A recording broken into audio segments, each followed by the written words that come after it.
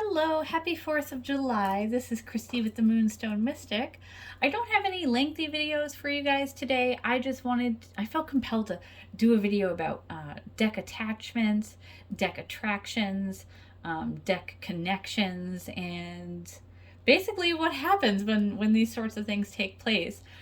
So first, I'm going to talk about my Edgar Allan Poe deck.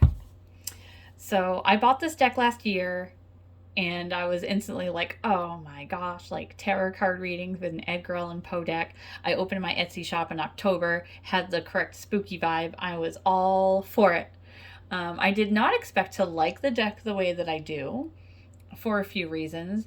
And if you've had any readings from me last year or at the beginning of this year, you may have seen me use this deck in a couple of your readings, and you may have noticed that I've stopped using this deck in readings. And the reason why is because I've now become like attached to this deck and I don't trust it to read for anyone else but myself. And I have to tell you, this was not the deck I was expecting this to happen to.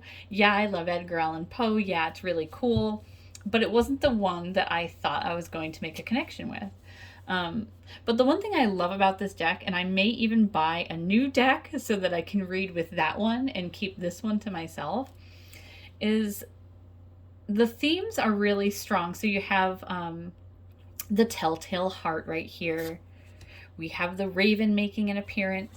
We have Edgar Allan Poe himself making an appearance. He's at Lenore's grave. So definitely very topical. We have the Pit and the Pendulum as the Hanged Man. Like, really cool deck. Not what I was expecting. And I was rather impressed with the fact that they don't use pip cards.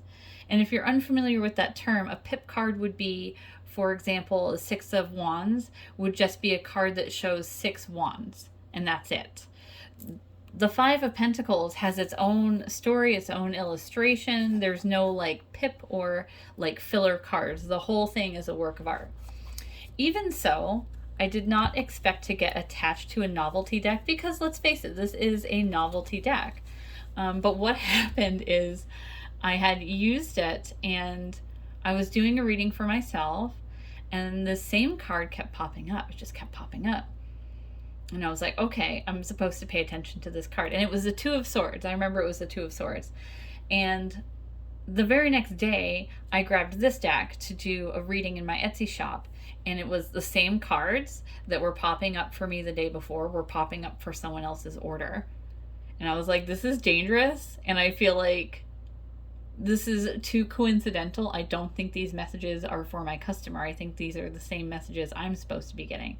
So I put the deck away, and I've been using it for my daily card draws, and I've been using it for my weekly readings, and I've been doing it for like my month ahead readings, or anytime I feel like I need to consult the cards, whether it's just for fun or for anything that I'm thinking about or worried about. I've been going to my Edgar Allan Poe deck because now I trust its message, and I no longer trust that it's going to give me accurate readings for my customers. And there's nothing worse than wondering if you're just giving your own messages to someone else. So, and there's been times where I've had like my daily draw and I'm like, I don't think that's likely. That doesn't seem like it's going to happen today. And then what do you know? Like, just it's spooky accurate. And I guess if any deck can be spooky accurate, it should be Edgar Allan Poe. So if you don't see me doing any of your readings with this deck, it's because it's off limits now. It's not allowed to do other people's readings. Although, considering how much I've grown to like it,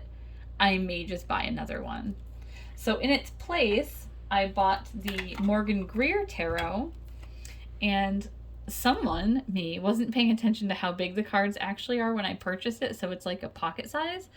But I'm already starting to really like it despite its small size, and the thing that attracted me to it was this illustration style kind of reminds me of old school cartoons. If you were born in the 70s or early 80s, you may remember things like He-Man or She-Ra or the Thundercats. And when I see this illustration, that's all.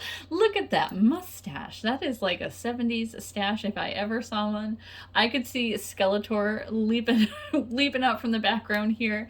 So this is my newest deck, and I need to do a deck interview with it. And a deck interview is when I basically am asking a brand new deck different questions on what it will be best at, what it will be not so great at, and I kind of get to know the decks a little bit. You may also notice that if you ask about certain topics, I may have a tendency to keep using the same decks. So let's talk about that for just a minute before I let you go. So this deck was actually the one that I thought I was going to get attached to. It's never what you think.